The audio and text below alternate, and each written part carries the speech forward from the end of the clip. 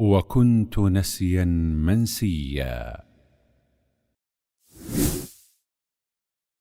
وإذ قالت الملائكة يا مريم إن الله اصطفاك وطهرك واصطفاك على نساء العالمين يا مريم اقنتي لربك واسجدي واركعي مع الراكعين. أمر الله عز وجل الملائكة أن تخبر مريم عليها السلام أنه اصطفاها لكثرة عبادتها وشرفها اصطفاءين: الأول أن طهرها من الأكدار، والثاني أن جعلها أما لنبي يظل معجزة إلى قيام الساعة، وهذا يقتضي أن تكثر من العبادة والخشوع لما يريد الله بها من أمر قدره وقضاه. قال مجاهد: كانت مريم تصلي حتى تتورم كعباها.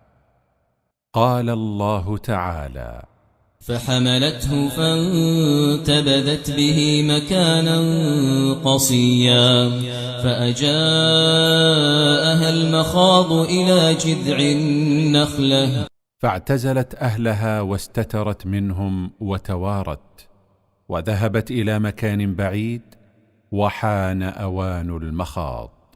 قال ابن عباس: فألجأها المخاض إلى جذع النخلة، وكان موقف الابتلاء العظيم. فقالت وهي تطلق: قالت يا ليتني مت قبل هذا وكنت نسيا منسيا.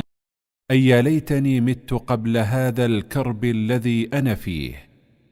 فتمنت الموت من شدة كربها، رأته أهون عليها مما هي فيه. ثم جاء الفرج فناداها من تحتها ألا تحزني قد جعل ربك تحتك سريا وهزي إليك بجذع النخلة تساقط عليك رطبا جنيا. أي جدولا من ماء. فجمعنا لك في السري والرطب فائدتين: الأكل والشرب وسلوة الصدر. فكلي واشربي وقري عينا فإما ترين من البشر أحدا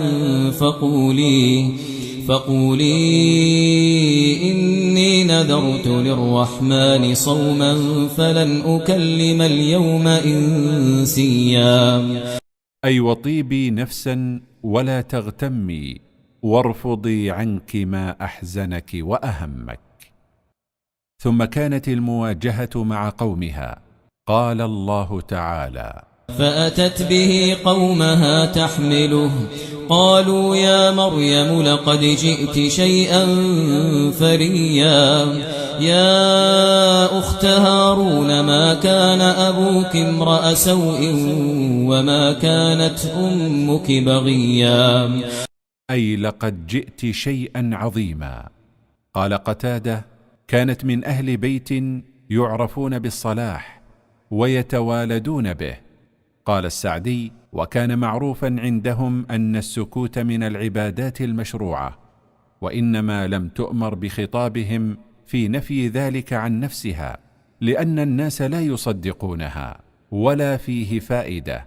قال الله تعالى: فأشارت إليه قالوا كيف نكلم من كان في المهد صبيا قال إني عبد الله آتاني الكتاب وجعلني نبيا وجعلني مباركا أينما كنت وأوصاني بالصلاة والزكاة ما دمت حيا وبرا بوالدتي ولم يجعلني جبارا شقيا. كان عيسى عليه السلام في يدي أمه تحمله، فأقبل عليهم بوجهه، فكان أول ما تكلم به أن نزه جناب ربه تعالى عن الولد، وأثبت لنفسه العبودية لربه، وكان في نطقه وهو في المهد بهذه العبارات الموجزة والغاية في البلاغة معجزة ظاهرة وتبرئة لأمه دامغة. والسلام علي يوم ولدت ويوم أموت ويوم أبعث حيا